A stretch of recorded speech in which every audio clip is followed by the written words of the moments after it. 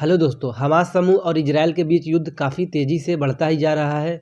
इस दौरान हमारे भारत देश के करीब 18,000 नागरिक इजरायल में फंसे हुए हैं। इन सबको वापस अपने देश लाने के लिए भारत सरकार ने अजय ऑपरेशन लॉन्च किया है।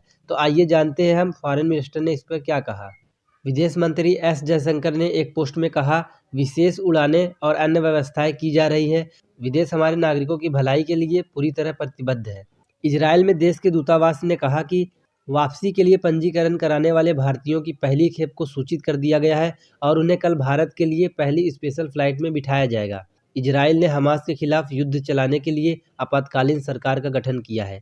पिछले 5 दिनों में हजारों इजरायली मारे गए हैं। इजरायल ने हत्यारों के जवाब में गाजा पट्टी पर बड़े पैमाने पर बमबारी कर दिया, जिस पर हमास का शासन है। इजरायल ने संभवित जमीनी आक्रमण की तैयारी के लिए घिरे फिलिस्तीन क्षेत्र के आसपास अपने सैन्य बलों को तैनात कर दिया है। इजरायल ने कहा, हमास ने लगभग 150 लोगों को बंधक भी बना लिया है। उनमें कम से कम 14 थाई और 2 मैक्सिकन और अज्ञात संख्या में अमेरिकी और जर्मनी के नागरिक शामिल हैं। वहीं बात करें दूसरे तरफ तो लेबनान के साथ उत्तरी सीमा पर ईरान समर्थी हिजबुल्लाह समूह के साथ कई दिनों तक लगातार गोलाबारी के बाद इजरायल को कई तरफ से युद्ध के खतरे का सामना करना पड़ा। हिजबुल्लाह ने कहा कि उसने बुधवार को इजरायल पर मिसाइलें दागी और इजरायली सेना ने कहा कि उसने दक्षिणी लेबनान में समूह की सैन्य निगरानी चौकियों में से एक पर हमला करके जवाब दिया है। मंगलवार को गोलान हाइट्स की ओर हथियार और गोला बारूद दागे जाने के बाद इजरायल ने सीरिया में भी गोलीबारी की।